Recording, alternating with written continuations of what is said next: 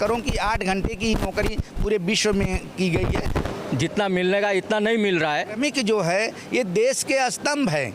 आज अंतर्राष्ट्रीय मजदूर दिवस है और हम लोग मौजूद हैं वापी के अंदर, और वापी के पास में एक यू मेडिका कंपनी है और यहाँ पे मजदूरों के लिए ये लोग एक कार्यक्रम आयोजन कर रहे हैं। मजदूरों के सम्मान में कर रहे हैं। ये करना चाहिए। देश में अगर कुछ भी प्रगति हो रही है तो इनके द्वारा ही हो रही है। अगर ये करते हैं तो देश आगे समृद्ध बनता है, और ऐसे लोग हैं जो इस चीज़ों को देते हैं। हम उनसे तो बात करेंगे। अंतर्राष्ट्रीय मजदूर दिवस में अगर आप कहीं भी हैं, आपके आसपास कामगार हैं, तो उनका सम्मान कीजिए। वो देश के प्रगति में एक बहुत बड़ा योगदान देते हैं। सर, बहुत बहुत स्वागत है आपका।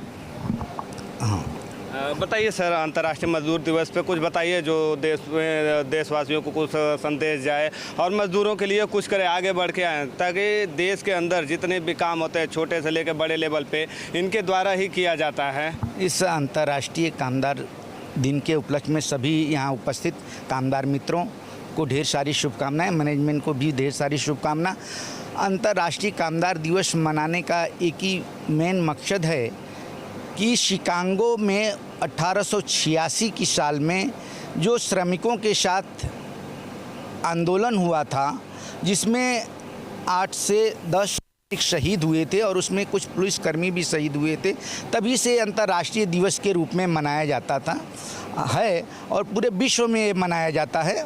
और मेन मकसद यही इसका है कि कामगारों को उनका हक मिले और कंपनी प्रगति करे, कंपनी में मेहनत और लगन से काम करे और उनका हक मिले, ये मेन मकसद है। और उस समय जो कामगारों के साथ 12 घंटे काम कराने का ये सब था वर्करों के साथ, वो निकाल दिया गया। अभी वर्करों की 8 घंटे की नौकरी पूरे विश्व में की गई है। यदि उससे ज़्यादा वो लोग काम करते हैं तो उनको ओवर टाइम के रूप में उनका वेतन दिया जाता है।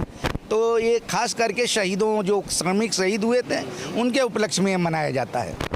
ठीक है, क्या लगता है वो सम्मान हासिल कर पाए अभी मजदूर? हाँ, मजदूर उस समय से वो उनकी जो डिमांडें हैं असंतः मंजूर की गई हैं और वो आज भी कायदे के रूप में उसको प्रसार किया गया है। कानूनी तौर से वो चल रही है उनकी मांगे, और उनको वो मांगे मिली भी हैं।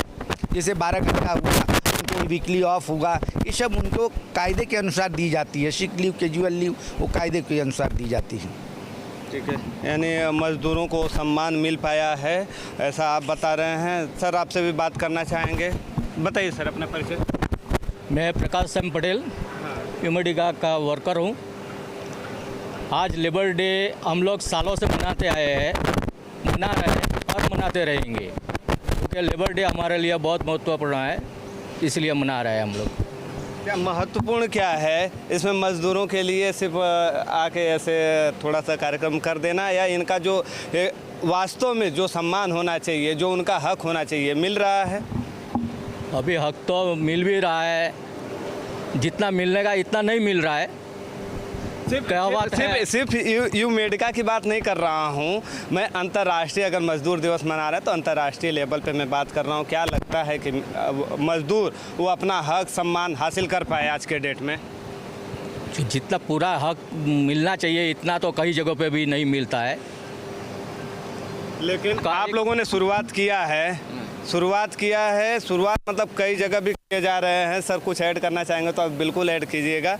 लेकिन मतलब है, आज भी हम देखते हैं रोडों पे मजदूर खड़े रहते हैं, तो सरकारों को भी इस बारे में सोचना चाहिए। सिर्फ अंतर्राष्ट्रीय मजदूर दिवस बोर्ड लगा के नहीं, ये कहीं पे थोड़ा सा कार्यक्रम रख दिया जाना, ये मात्र सम्मान नहीं है। उनको बराबर हक मिलना चाहिए। उनको जो उनका कामदार भत्ता होता है, काम करने का जो भत्ता होता है, सलीना भत्ता होता है, वो मिलना चाहिए। उनको जो छुट्टी होती है वो मिलनी चाहिए। वो सब हो रही हैं देश के अंदर। सर बताइए। नहीं, असंतः हो रही हैं। कहीं कहीं कंपनियां अच्छी हैं जो सब कामदारों को सब कुछ लाभ देती है, ऐसा नहीं है। लेकिन कुछ कंपनियां जो नहीं देती हैं, इसलिए कामदारों को हम यूनियन द्वारा जागरूक किया जाता है। कामदार दिवस मनाया जाता है कि भाई आप जागरूक हो, अपने हकों की मांग करो और कंपनी के हित के लिए उसमें विचारो। क्योंकि श्रमिक जो है ये एक ऐसा पाया है कि जो इस कंपनी को आगे बढ़ाने में एक महत्व की भूमिका बजाता है। क्योंकि श्रमिक के बिना कोई भी कंपनी चल नहीं सकती है। और श्रमिक ही अपना एक श्रम योगदान दे करके कंपनी को आगे जब बढ़ाता है तो उसको भी, कंपनी को भी विचार उसके परिवार को और उसके हित के लिए करना चाहिए, क्योंकि दूसरा कोई उनके पास सहारा नहीं होता है इस कंपनी के सिवा।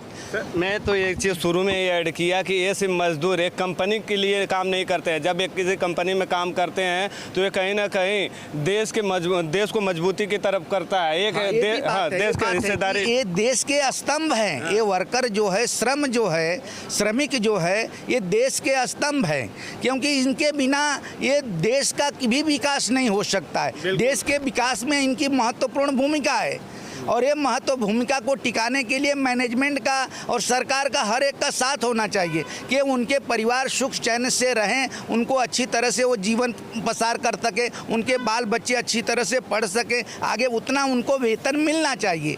अगर श्रमिक काम करके अपने परिवार का भरण पोषण नहीं कर पाता है, पूरा उसको बच्चों को एजुकेशन नहीं दे पाता है, तो उसमें कहीं ना कहीं कंपनी का भी दोष है और कंपनी को भी ये दोष को निकार करने के लिए, कामदारों के ग्रोथ के लिए, आगे बढ़ने के लिए उनको पगार में इंक्रीज करना चाहिए।